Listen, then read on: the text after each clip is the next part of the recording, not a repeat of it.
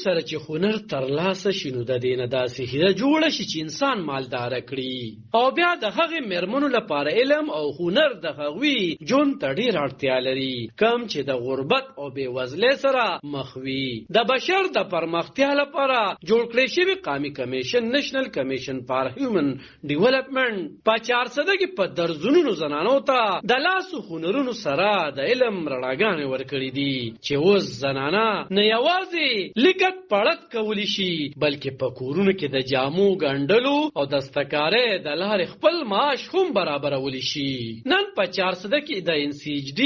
لخوا د هغې مېرمنو په درناوي کې غونډه شوې کومو چې د 6 میاشتو په دورانیه کې د دستکارۍ کارونه زده کړي وو او تعلیمي زده کړې کړې وې دغلته د هنر زده کړې ښودونکې مېرمن نرګس خان خپل زده کوونکو ته کومې زده کړې ورښایي نو هغه وایي زموږ سلای سنټر چې کوم دی دا د کرنل سے په ذریعہ باندې کولو شوی دی په دې کې چې کوم دی اول هماله سلای کې چې کوم دی یوازې کپڑے جوړول نه راځي هر قسم ډیزاینز دي دې کې د لاس کار بړې والا دي کونډې والا دي چې کوم لاس ډېر سټیپونه چې پکې کوم دي موږ په پړونو باندې کار شالونو باندې دا ټول دي کې دي شامل دي زموږ سنټر کې زموږ الحمدلله صرف 2 منت شو په دې 2 منت کې ما خپل جوړ کړو 16 شلوار او هغه 16 شلوار مختلف ډیزاینز کې دي چې هغه ما د خپل جنکو ته خولې دي د هغې نه بعد مخکې موږ روان یو اول ګله شروع شو بیا شرټ شو بیا څنګه بندۍ د ستوني څنګه هغې کې د سلیپس که نه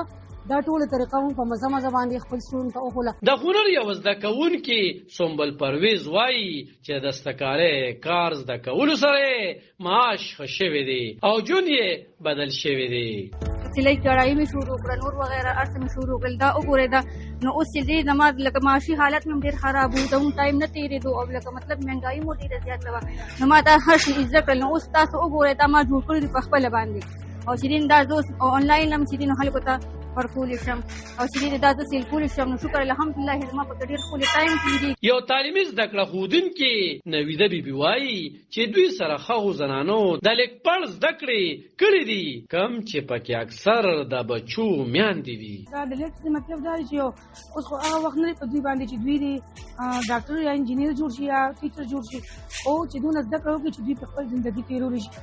یعنې یو انسان چې دی هغه د خپلې ژبې چې دی یو څو جملې زده کړي او اسان حساب کتاب وشي دا زموږ مین مقصد و د تعلیمي زده کړو یوه مېرمن شیلا بیبي وایي چې دومره زده کړه یې کړې ده چې خپل وخت پرې تېرولی شي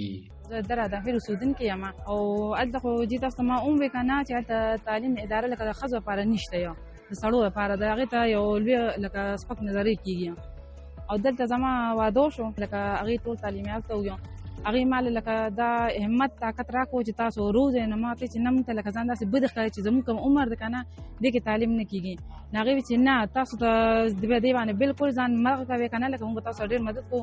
چې موږ یو هاسپټل ته لاړ شو که نه هلته موږ یو ډاکټر لکه نه پېژنو په بورډ باندې موږ وګورو موږ په هغې نه پوهېږو موږ اوس پوه شو که زموږ کور ته داسې بجلۍ بل ګیس بل راشي که نه نو موږ هغه وګورو موږ په هغې باندې ډېټ وګورو که چې دا موږ په کم ډېټ داخلو که کوم ډېټ باندې موږ هغه داخل نه کړل نو موږ پسې جرمانه هم راتلی شي پوهان وایي چې ښځه تعلیم یافته او تربیت یافته وي نو هغه قامونه پرمخ تللی شي او د دغې لپاره NCHD ملا تړلې ده او غواړي چې زنانه دې په معاشي او تعلیمي لحاظ سره پیاوړې شي علب خان شیرپو دلبر نیوز 400 علم سره چې هنر